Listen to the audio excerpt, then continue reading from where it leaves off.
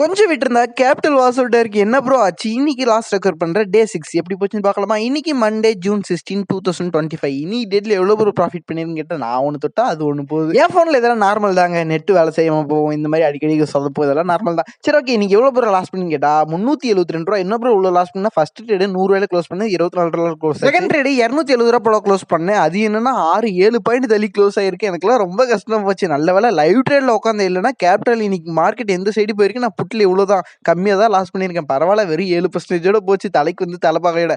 அப்புறம் இந்த குருடல் ஏன் ப்ரோ தொட்டுட்டு இருக்கு அப்படின்னு கேட்டால் புதுசாக ஒரு கான்செப்ட் பார்த்தேங்க. ஓகேவா, அந்த கான்செப்ட் ட்ரை பண்ணலான்னு போனேன். பார்த்தா இங்கே என்ன இது அவுட் ஆஃப் த மணிலேயே எவ்வளோ காசு கேட்குறேன். அதனால நான் சாமி வேடவே வேடன்னு நான் வெளியே வந்துட்டேன்.